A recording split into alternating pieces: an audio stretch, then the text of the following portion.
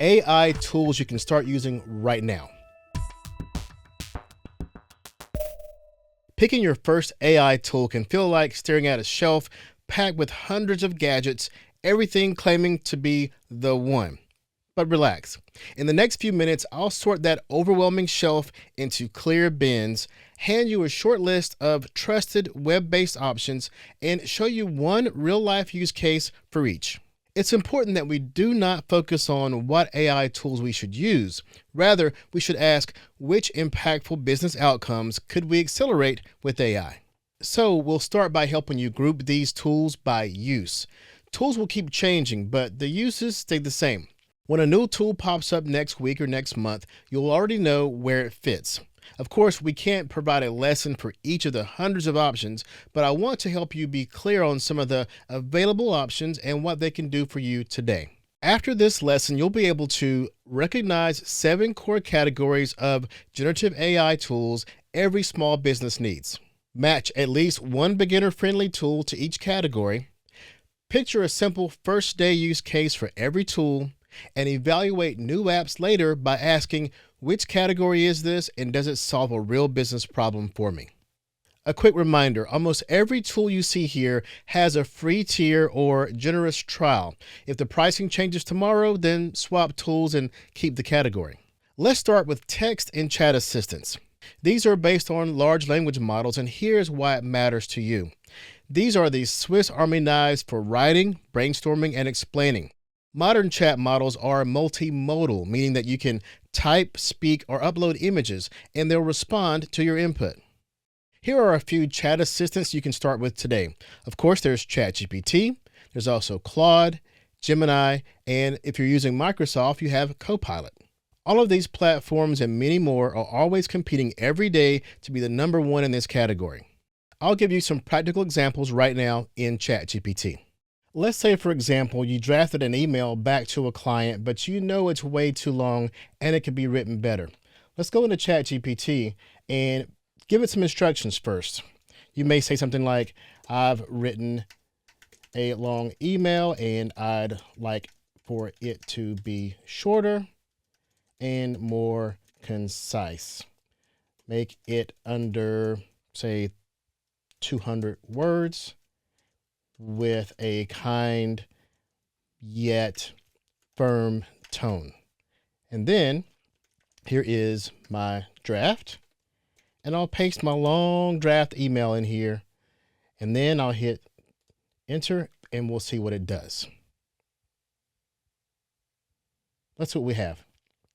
Wow, it's reduced that down to only 2 paragraphs, very concise. Now imagine if you're doing this with response to meetings you've had with someone, or maybe you're summarizing a contract or an invoice that you want to hash out with the client. This can help you write it in your tone.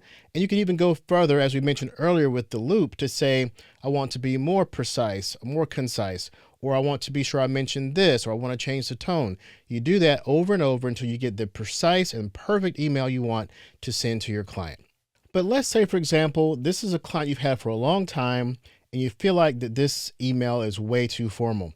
So then you can go in and you can just change a little bit and say, this is a long time customer and we want to be more gentle.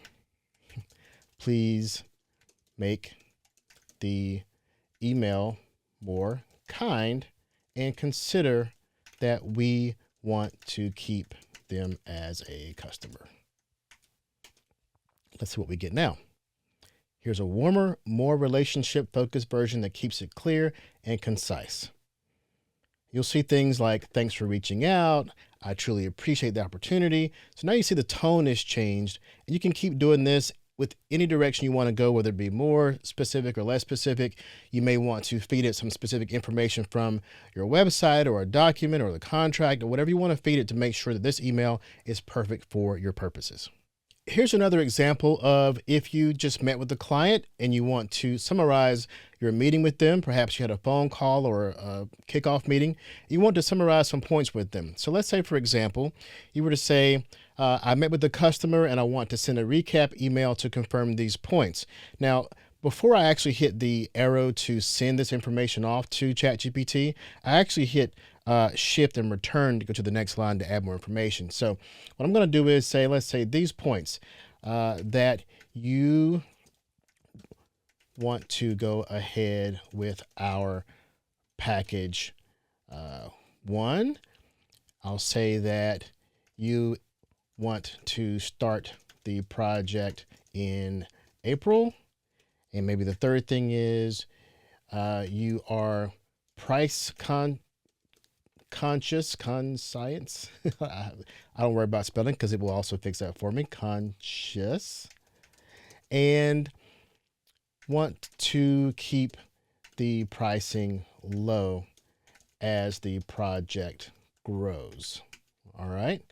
And let's see. Well, let's just do our check here. And it doesn't really matter because it understands what I'm saying. And let's see what we get in terms of the email. All right. Subject line, recap and next steps, the customer's names. It was great meeting you today. So now it has the tone. It has the items in there. I might even say, you know what? I don't want it in bullet form. Make it more conversational. Okay, let's see what we get now.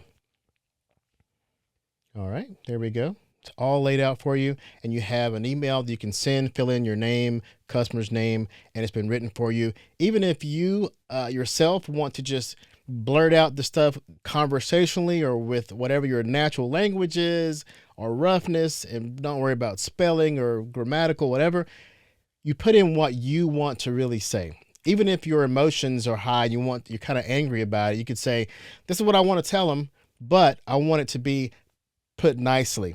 And it can take your same thoughts, despite what they may be, good or bad, and clean those up and make a perfect business email to go to your customer in a way that helps your business. So again, those are your chat assistants. They're your Swiss Army knives for writing, brainstorming, and explaining. We'll go much deeper into this with some specific cases later on in the course. But right now, just remember you have things like ChatGPT, Claude, Gemini, Microsoft Copilot, and more to help you as your writing assistant in moving your business forward. As a quick exercise, choose one of those and use it to rewrite your very next client email. Next, let's talk about image creators. Why it matters. First of all, you can use AI to create blog headers, website images, social media content, even product markups, all with no photography or special tools needed. Let's say, for example, you have a house painting company and you need images for your website and social. Let's jump into ChatGPT and even Canva to look at some ways to create AI images. So I've already got a sentence here that I want to use for this house painting company. A couple stands outside of their new home in their front yard as they admire the new paint job on the house. So we're going to go here in ChatGPT and select one of the drop downs that says create image. This tells it that we are looking to create an image with this prompt. So let's see what we get. So now it's going to start thinking about that, and it'll begin generating an image. While that's happening, let's jump over to Canva and do the same thing. I'll put the exact same prompt in Canva, hit send, and let's see what Canva comes up with. Now it's going to give me several options, which is one of the settings you can choose on how many outputs you have. And then boom, here in Canva, we have a picture of a couple standing outside their home. We can be more specific if we want to be. We could say the color of the home, the type of couple, where they're standing at, which way they're looking. All that can be guided, and now you have an image to use. Let's jump back to ChatGPT. It's still working, but it may also be better. We'll wait and see. But meanwhile, let's look at Canva. We have several choices here. We have several different styles. Let's say, for example, we even have more here. So this one's I did a few moments ago. Let's go back to ChatGPT. Okay, as the image comes in here, I'll tell you that these models are always changing. Some are faster and slower than others, but you also may have more capability to change and tweak each one. For example, you may or may not have the chance to take the existing image and say, keep this image, change this thing. This is always evolving. It's always getting better. And the way it is today is the worst it'll ever be. It's always getting better. So even though Canva was much faster, we may find we have a different quality in ChatGPT. We could also use other tools like Midjourney to do the same thing with even more granularity.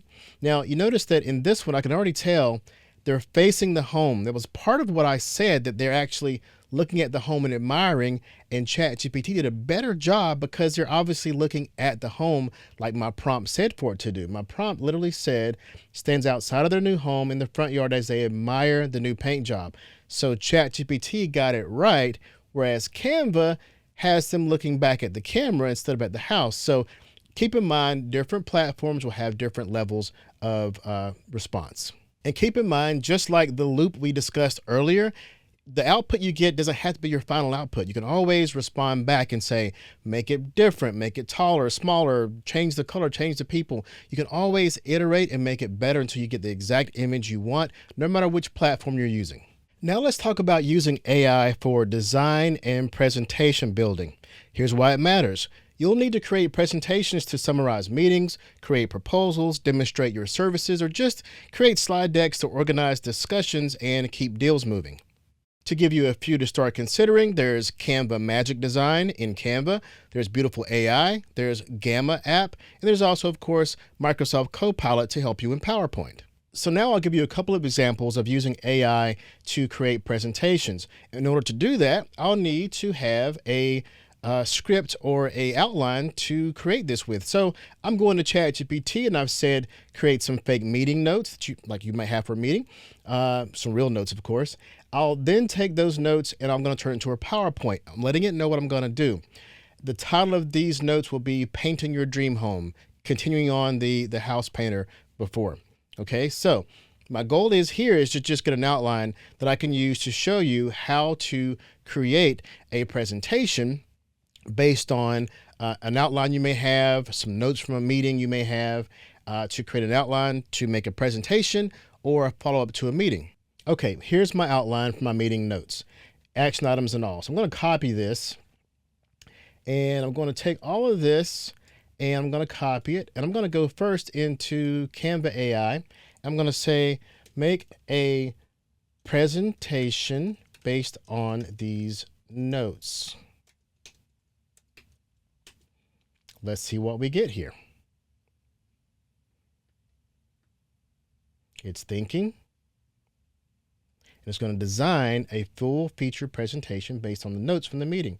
Now it's going to ask me, like, how do I want this to be? Let's just say it's minimalist, and I'm going to submit that. Okay, so now it knows I want a minimalist style, professional, 5 to 15 pages, and it's thinking and it's creating that for me.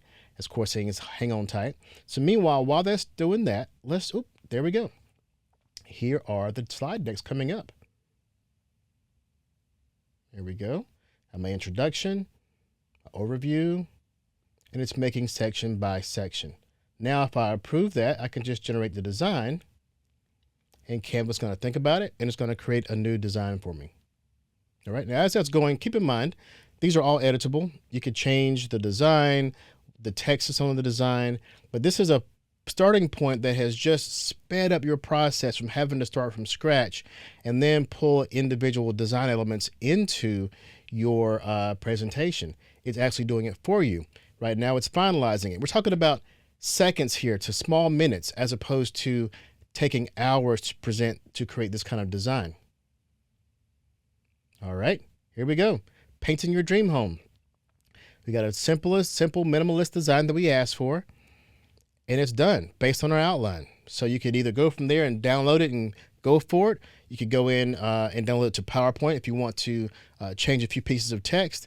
But imagine the time that's been saved already by using this. Now let's jump over to Gamma, another app that we use, and see the same thing. In Gamma, we're going to say create new with AI. So we're going to paste in the text. Here's the text I'm going to paste in we had before. I want to do a presentation. I want it to be a traditional layout, and I'm going to tell it to generate from notes on the outline. And so now I go on to my prompt editor if I want to tell it some more details, but it's already divided it up into all these different slides. Gamma has features such as minimal, concise, extensive. That tells you how much text will go on each slide. Let's just say it's concise, and then we want to generate this slide. And it's going to go to work just like Canva did at creating a new slide deck for me based on the information from our notes. And again, it isn't just making it up out of the blue. It's taking the information that we gave it from our notes from our actual meeting, and it's making a slide deck for us. We can then download that. If we need to edit it, we can edit it right in the app before we download it, and then we can send it to our client. We have saved tons of time. We've gone from probably an hour or two creating this down to minutes, basically based off of the conversation we had with our customer. So that'll run, it'll finish, then you can download it and you see how that can work. It's amazing that you can save so much time just by using an app like this to create presentations to move your business forward much faster. Now let's talk about creating video and B-roll using AI. Here's why it matters, because video content is extremely useful to your business in helping you create more engaging content. For example, in social, short video earns more reach than static or non-video posts, and AI supplies footage even if you've never shot or edited video. A few quick places you can start to win on day one. There are apps like Veo by Google, Sora by OpenAI, Runway, and Pika. For more advanced users, you also have the option of Midjourney. Let's jump into a few of these and create some quick examples. Right now, I'm going to jump into Sora, which is by ChatGPT or OpenAI. And I've got a prompt here continuing our home painter scenario. This prompt that I'll just paste in here says, a couple walks out of the front door of their new home as the camera zooms out and they raise their hands to show off their beautiful new home. It's a bright sunny day and the home looks like it's a brand new paint job. All right, so we're going to do a video, 16:9. We'll do a low resolution because it's faster for this purposes, and we'll let that get started. All right, now that's added to our queue.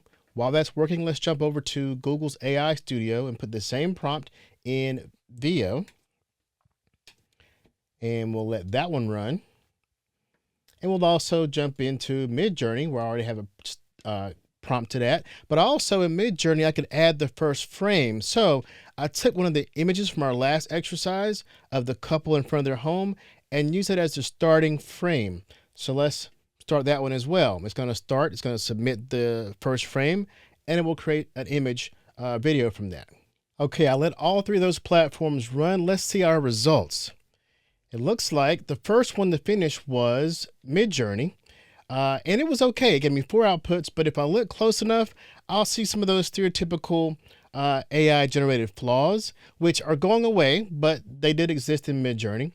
And then next up was Sora. It took a lot longer for Sora to run. I cut so we can get to this faster, although the output was pretty good. They are coming out of the house, but the physics isn't quite there and how they're moving. And the other one has a strange door outside, but it's still, if you're using it in B-roll and if you want them to be celebrating and jumping, that works. Here's what amazed me was Google Gemini. Our new it home. nailed it. We The love it so the couple much. is coming out of their house just like I asked it to. Camera zooming out. Welcome bright to our sunny new day. home. We They look love totally it so normal. much. It was nailed. So Google Gemini nailed it. And Welcome using their to our VO3 new home. platform. So We love there's it 3 so examples much. of how you can use AI to create clips for social, for your website, even B-roll for your video. Let's say, for example, you are that house painter and you want to say, our clients come out of their homes happy after we finish working on it. Here's B-roll to show, right? And you can use that in all of your commercials and ads and things like that. So another example of how you can save time and money using AI to create content. Content is so important to your business, and voice and audio are a big part of that. So another way AI can help you is with voice and audio helpers. Here's why it matters. If you're creating podcasts or webinars or want to turn written content into audio content, AI tools can make this quick and high quality. After all, clear audio boosts perceived quality even on a shoestring budget. Here are a few starter picks for your first day wins. Tools like Adobe Podcast, which cleans up audio so that it sounds studio quality.